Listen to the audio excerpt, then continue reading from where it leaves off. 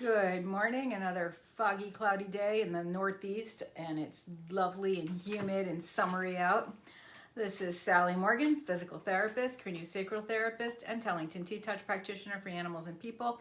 This is Tristan, he's a Corgi, and we're here for an episode of Conversations with a Corgi.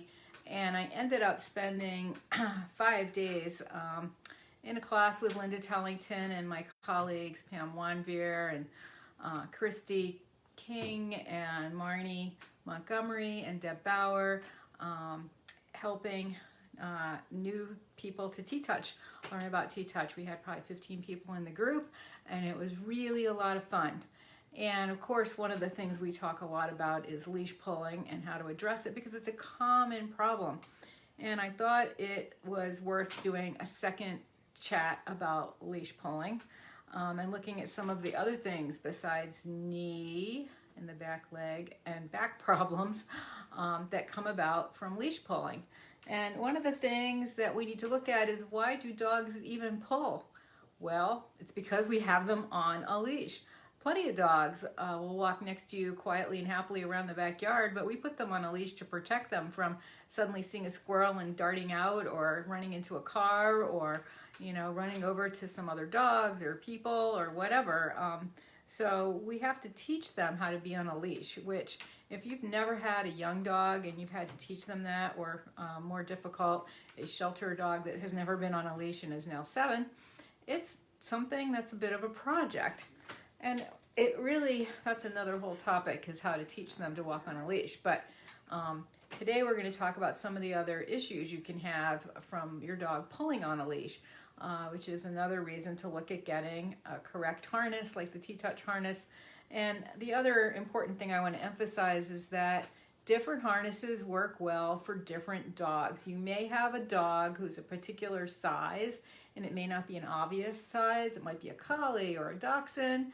That might, a dachshund might, you think, be hard to fit, but sometimes they are not hard to fit. However, they have a lot of problems with harnesses. So, you really need your dog to be safe and to not pull on his neck. And here's some of the other reasons why. The thyroid is in the neck, and a collar can pull on the thyroid and create lots of problems throughout the body. The thyroid mediates many of the normal mechanisms of homeostasis in the body. It has to do with your metabolism. You've heard of people that are hyper and hypothyroid. And then the thyroid also plays a role in heart function. So certainly with a Cavalier, that you've already got a heart thing going on, you do not want to be pulling on your dog's thyroid. So thyroid is another important thing.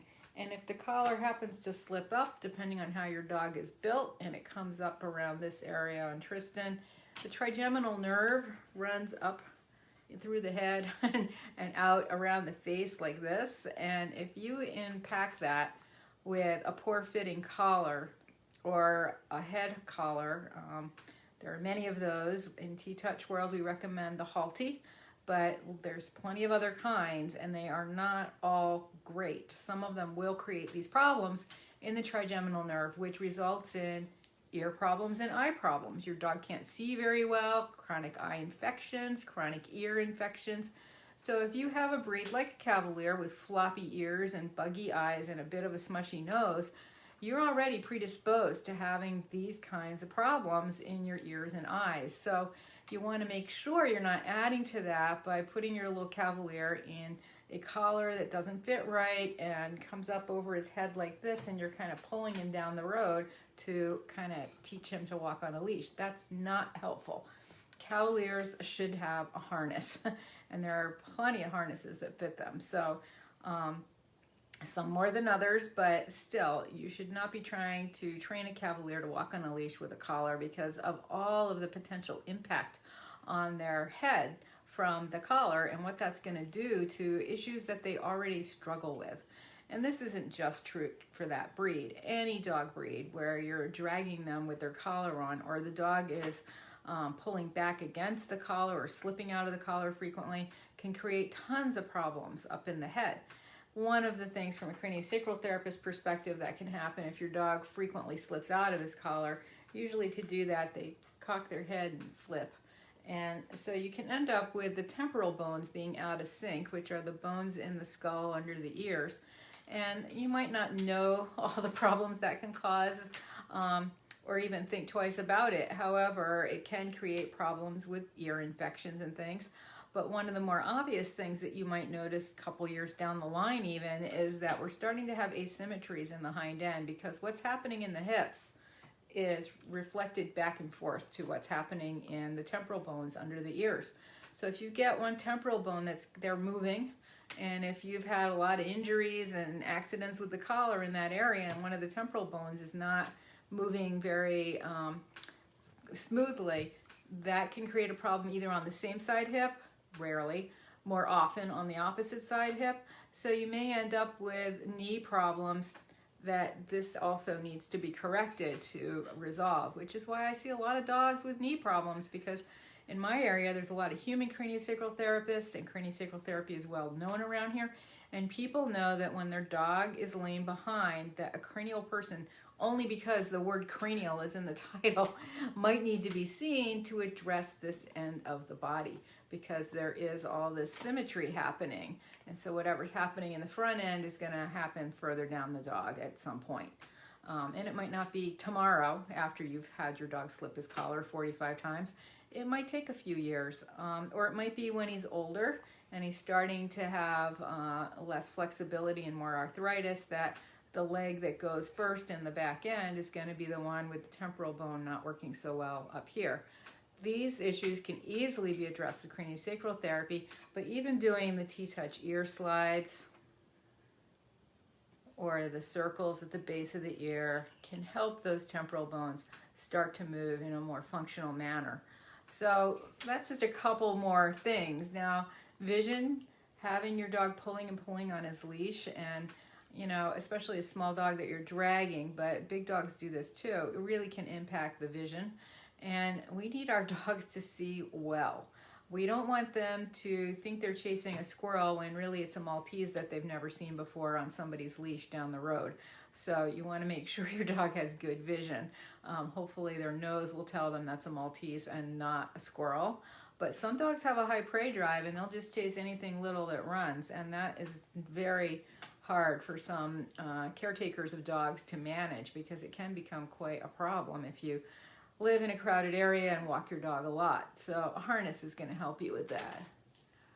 Oh, Jim and James have been trying to do T-touch with their kids. Yes, well, and just a reminder, I have probably 50 videos, the earliest ones of conversations with a Corgi, starting at like number 15 up to like 60, all about T-touch. It teaches you how to do each specific kind of T-touch, tells you what they're good for. We go over a lot of the equipment. We go through the labyrinth and talk about different things in our playground for higher learning that we have, and some of the theory behind T-touch as well. So thanks for the reminder, Jim and James, if you're interested in T-touch or you have a friend who might be, and they've got time due to COVID and want to watch some YouTube videos, that's a good place to get started with T-touch. I did have a colleague demonstrate belly lifts in this little course that we were in lately. And she actually said she had gone back to look at my video of belly lifts just to get her thinking about it and see where, she wanted to highlight some things and others. And she said I was doing them much slower than she showed us, or than when she would normally do them. So some of that information has kind of changed over the last 3 or 4 years. You can't really do a belly lift too slowly. You can do them too quickly. But the information in my video comes from the work with the horses. Much bigger animal, takes a little bit longer to engage the tissue for the lift, but I wanted to make sure we emphasize the releasing. So there might be some things that might be a tad different if you Google videos by Linda on YouTube or find them on Facebook or somewhere. There might be slight variations in some of the techniques, but basically, even if you do it pretty well, not perfectly, you still get great results. So we're definitely checking that out. Thanks. Oh, Pat probably didn't know about this because she's newer. So yeah, I mean, it's a great resource for people. I mean, and I was very touched that several of my colleagues in this group and the new students had found those videos and checked them out, because I tried to do it in a really organized way so that you can just start on video, like whatever it is, 16, 18, and just go 1, 2, 3, all the way up to 60 and look at all the aspects of T-Touch. And there's a similar series on Reiki, craniosacral, emotion code, chiropractic, all the modalities that I do. I think there's 3 or 4 on acupuncture. There's a bunch of videos early on using the tuning forks as healing modalities, and they can be really helpful. And if you have seen most of the videos and don't remember those, I think the tuning forks can be really interesting. If you know somebody who does Reiki or energy healing or other sound healing with humans, those are particularly interesting to some people. And then, of course, all of the flower essences that I have, I did very long, they're like an hour, 40 minutes each, videos on what's in those flower essences and where they come from and what they're good for and the history of the flowers that are in those essences. And the company that had that product line previously posted them on their website because they were so useful. And the new company and I have not connected yet to talk about that, but they're still all on YouTube. I do ear rubs before I knew about T-Touch. See, Danny's right. A lot of people instinctively have noticed that working on the ears calms your dog. And so as you learn about T-Touch, you learn a more specific way to work on those 3 acupuncture points in that area. And if your dog has slipped his collar and you're working on getting him a harness, and maybe he's a growing Labrador puppy, doing this ear work in between when you get a harness for him can also be really helpful. So that's a couple of more bits of information about pulling dogs and what I do recommend with younger dogs. If you don't want to spend a lot of money right away to buy a really good harness like a T-Touch harness, you can get a lot of little figure-8 step-in harness type things at any pet store. And those work in the beginning because you're not going to be taking your dog for a walk more than like down the driveway into the next house and back when he's a little guy. And as they get bigger, you definitely need a harness to help teach them how not to pull. And that harness needs to have 2 points of contact, not just one in the front like some of the harnesses. They don't stay situated properly on the body when you're just pulling on one point. The T-Touch one attaches in the front and the top so that you have a way to keep the harness balanced and keep your dog balanced and keep you balanced. Our kids have used a harness since they were young. And Jim and James have Poms, just for those of you who don't know, Pomeranians. And you know, they look like little fluff balls, but they are little balls of energy. And I have met a lot of Pomeranians that really can pull on a leash. So, and they have quite a few of them, which is kind of good because if they're all walking in a pack and you've got some that don't pull, they'll teach the other ones not to pull. Danny's got a lot of dogs. I don't know, she takes them all out at once. They're all different sizes and shapes, so that can be hard too. And different ages. I'm the person who always has a very old Corgi with a young Corgi, and I've got one running ahead and one dragging behind, and sometimes I have to figure out other ways to walk them until they can walk together, which they want to do usually. Right, Tristan? You want to walk with your little brother when you get him. All right, so thanks for joining us today. It's been crazy busy for the last week with this class taking up all of my days. And my educator job is pretty busy this week, so hopefully we'll be back next Tuesday. I know at some point my educator job is shifting a day to a Tuesday, so I might not be here. But we'll do what we can.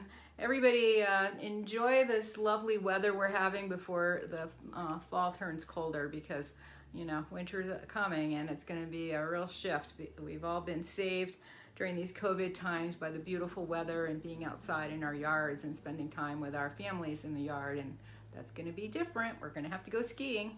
Thanks for joining us. Everybody have a great day.